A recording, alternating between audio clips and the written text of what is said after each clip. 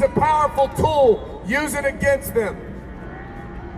My brother, Wiley Cash, is here with me today. My brother Wiley is a New York Times best-selling author. He is the smart one. He always has been, but he's a good man. He's written a lot of things that I love, but the thing that he wrote that I love the most was an article about our father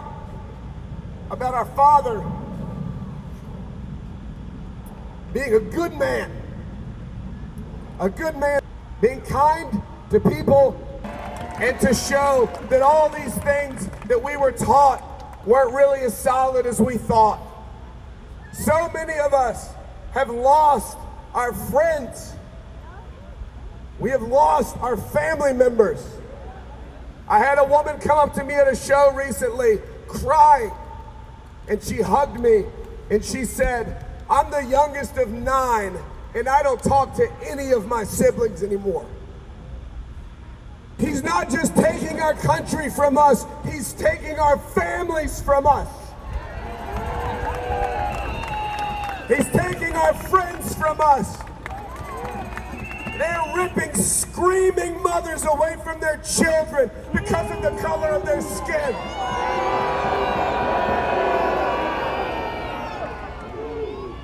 There was a man recently, a couple of months ago, tackled by ICE. He was weed eating. And they tackled him to the ground and they beat him. They punched him over and over and over. He wasn't a criminal, he was a weed eater. They arrested him. He'd been in this country for decades. All 3 of his sons are United States Marines.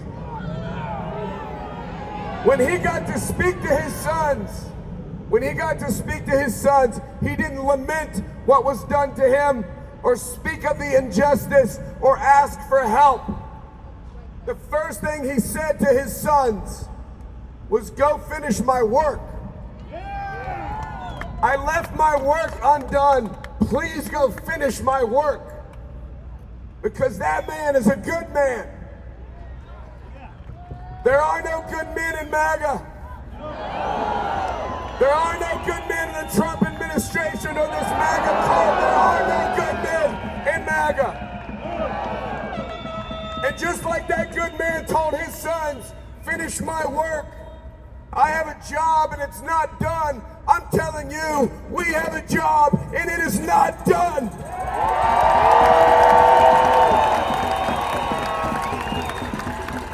And it is time to finish it.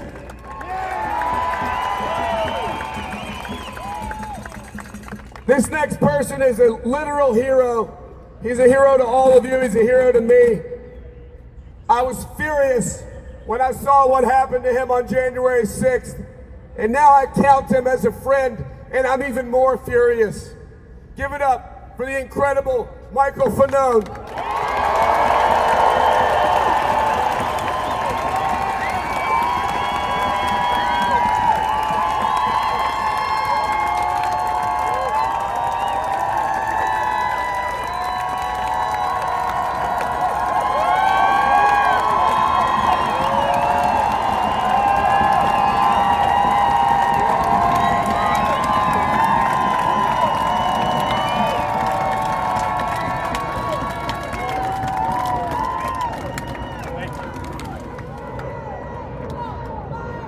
I just want to say before I get started that this right here, this is what the fuck it looks like when America shows up.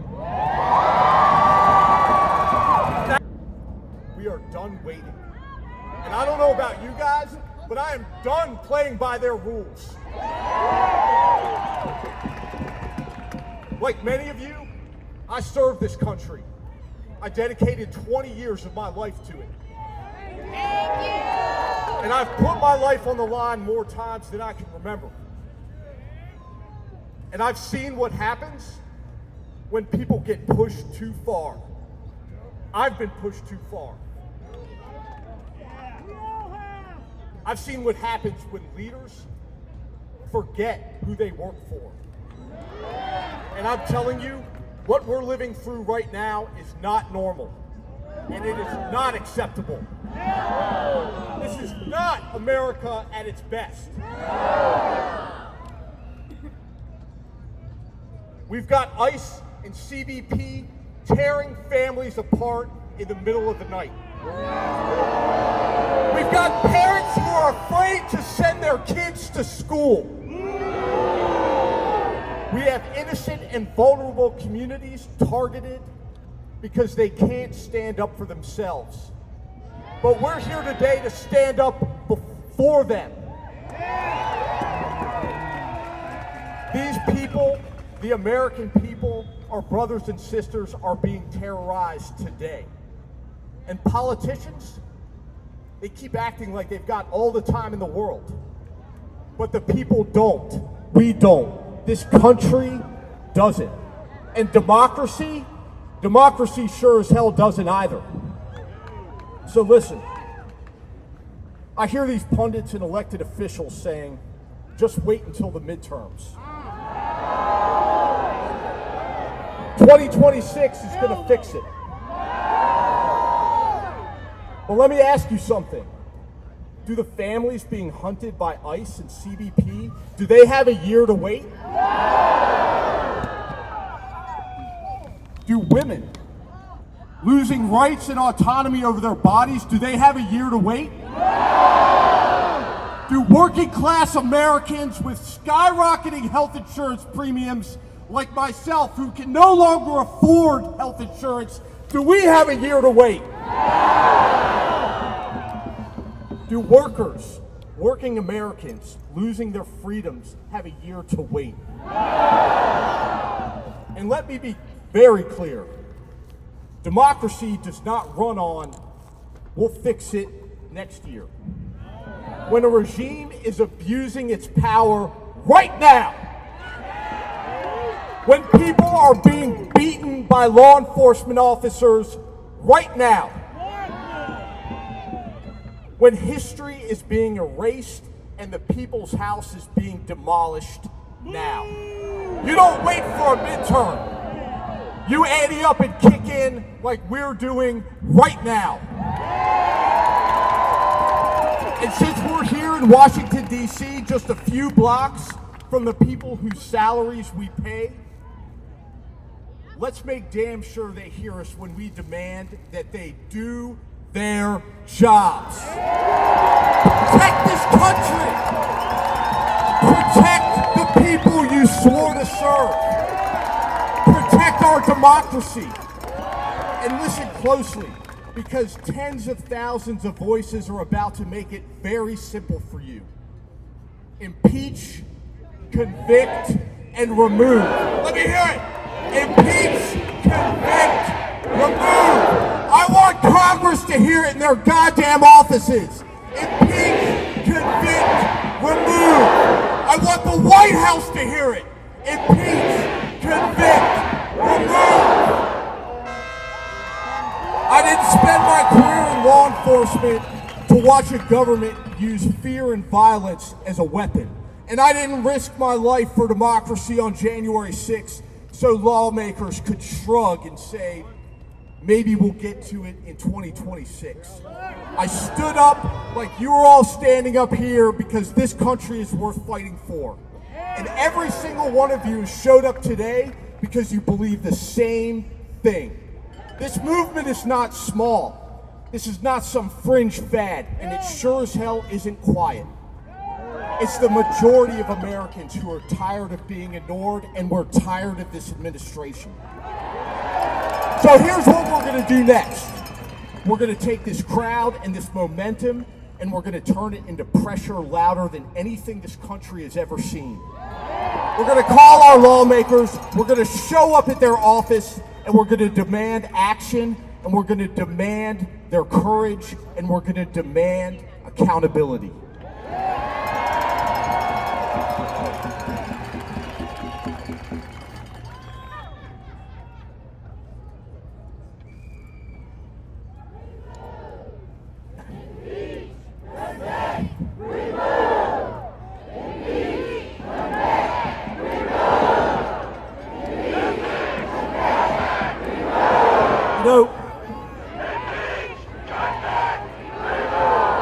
When so many people stand together like we are today and speak with the same voice, government listens. And if they don't, we're going to make them listen.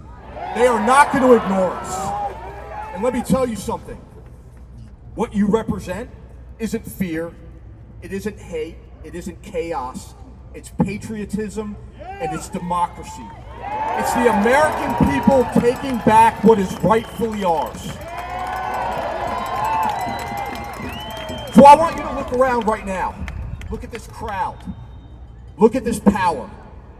Look at this country refusing to be silent. And remember this, we don't wait for 2026. We don't wait for your permission. We don't wait for someone else or some scandal to save our democracy. We protect it, we defend it, we demand it, and we want it today. So one more time, raise your voices with me. Impeach, convict Donald Trump, and remove that son of a bitch from office.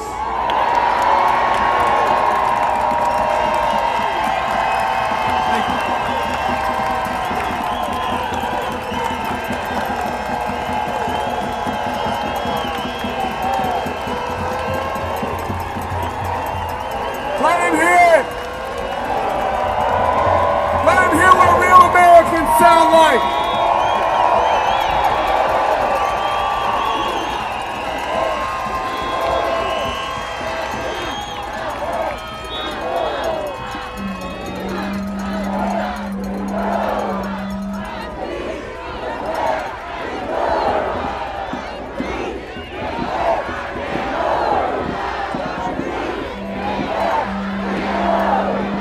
Let me hear it.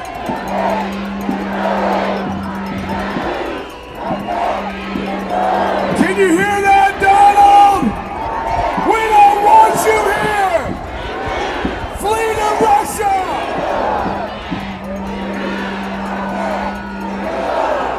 All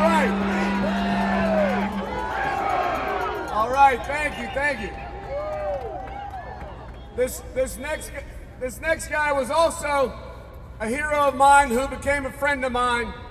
I got to listen to him last night and it was just incredible. Some of you did as well. Please make a lot of noise for pastor and author John Pavlovitz.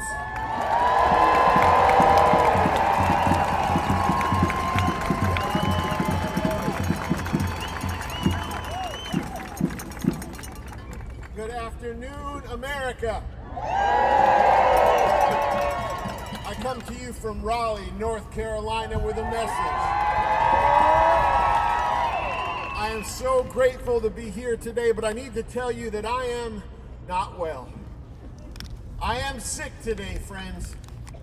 I'm sick to my stomach of constitutional crises, of human rights atrocities, and acts of treason.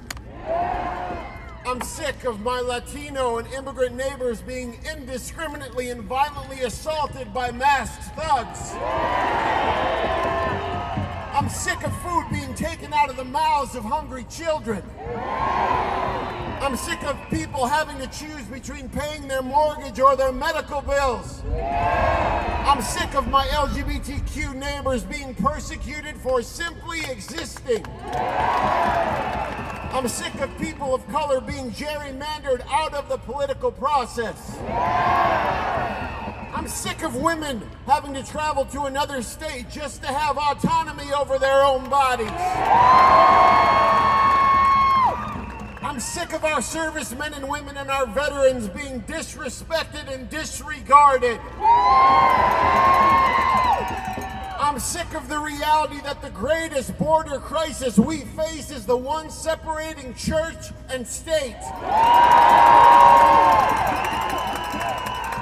And I am sick of desperately appealing to public servants to do the decent, humane, and legal thing and seeing them again flatly refuse. America, are you sick of all of this?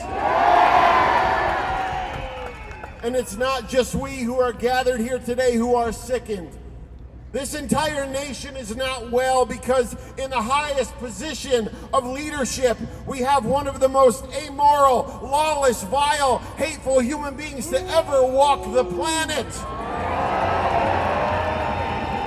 He is a man devoid of decency, bereft of empathy, and allergic to truth. And for a decade, he has been a pervasive moral cancer feeding off the body of our republic.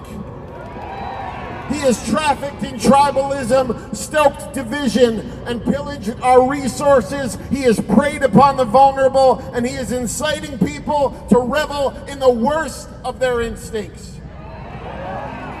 Now, I don't know a lot about medicine, but what I do know is that when a body is afflicted with cancer, you do everything you can to remove it. You don't simply let it destroy everything around you without resistance. You don't allow the malignancy to metastasize unimpeded. You don't give it carte blanche for 2 years to ravage whatever is in its path and hope for the best. Friends, for the sake of preserving life, you move heaven and earth to get the cancer out.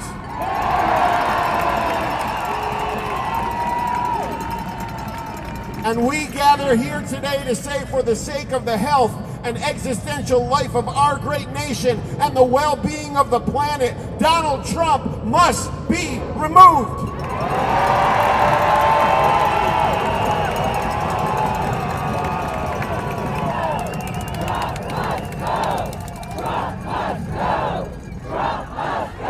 Yes.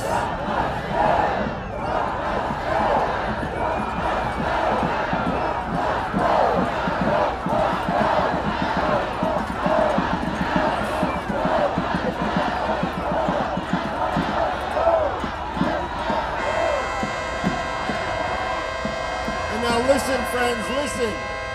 Just so right-wing media doesn't twist this, let me say that unlike the president's supporters who gathered here on January 6th and so many times since then, we assemble here as a nonviolent people in a nonviolent movement.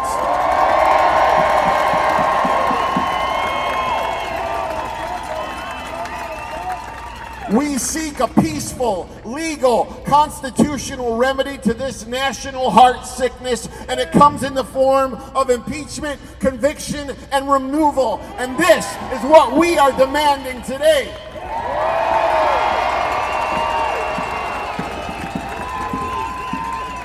Peaceful, legal, constitutional. This is how we must get this cancerous president out. And to my conservative friends, this is your fight too. We are tethered together in one interdependent community. Our destinies are intertwined because we are all closer to being beggars than billionaires. Facing a future that is less safe, less compassionate, and less free. The sovereignty of our nation is in the balance in these moments, and with every day of inaction, the cancer takes more of what we might never get back. As long as this president is allowed to remain, our nation will never be well. And we could so easily be well. It could all be so very simple. Impeachment, prosecution, removal. And then once he is gone, we can come to the table in meaningful conversations on the challenges we face. We can find our commonalities, navigate compromise, and once again lean on the systems our Constitution put in place in order to work for the common good. And friends, this is why we stand on this holy ground today, to bring the healing that can only come once this historic malignancy of this president is removed. So for our Latino and immigrant neighbors, we need to get the cancer out. For survivors of sexual assault, we need to get the cancer out. For our beloved queer neighbors, we need to get the cancer out. for people living in food scarcity and at the edge of poverty. We need to get the cancer out. For Christians, Muslims, Jews, Buddhists, Sikhs, Hindus, agnostics, and atheists, we need to get the cancer out. For the vulnerable, the oppressed, the marginalized, the sick, and the hungry, we need to get the cancer out. For Democrats, Republicans, and independents, we need to get the cancer out. For conservatives, moderates, and liberals, we need to get the cancer out. And for the America that still could be, we need to get the cancer out. So let's make sure that love has the last, loudest word, friends. We must impeach, convict, and remove Donald Trump, and then we can get well. We will get well, America. We will all be well.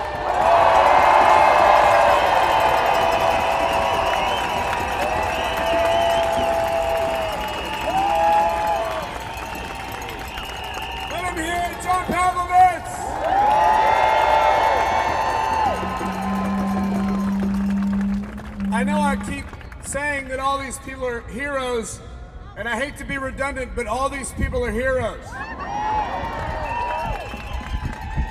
This next hero has been bringing articles of impeachment against this traitor who's illegally squatting in our White House. A Democrat from the great state of Texas, Representative Al Green.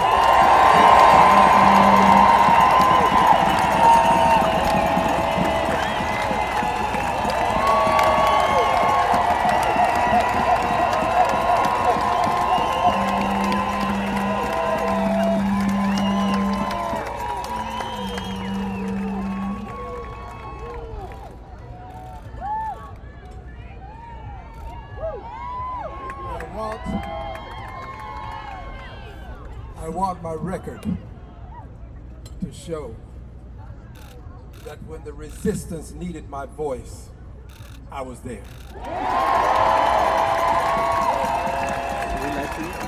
From the Easter too? Yeah, it's around over there. I ask you, do you believe in liberty and justice for all? Do you believe in government of the people, by the people, for the people? Powers. Do you believe in the right to peacefully protest? Do you believe you've got a right to resist an authoritarian president who wants to devolve the democracy into a dictatorship? Do you resist? Among the resistors, we have some persons who go to distant places. Many of them don't return the way they left. We have to respect them today. If you are a member of the military, just raise your hand. Let's give them a hand, please. Hands over here, here, here. Members of the military, give them a hand, please. Let's hear it for the Army. Let's hear it for the Navy. Let's hear it for the Air Force. Let's hear it for the Marines. Let's hear it for the Space Force. Let's hear it for the Coast Guard. Let's hear it for our armed forces.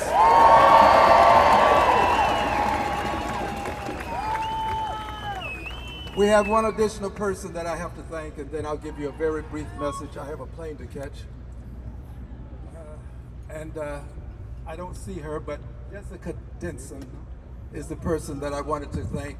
She is responsible for my being here, and she's responsible for a good many of your being in attendance as well. So would you give Jessica a hand for me, please?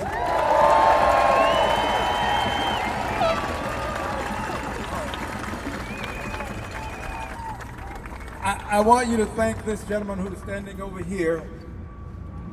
He is here because of the threats I receive. As late as last night, we received a threat. Give our police officers who are here today a hand, please.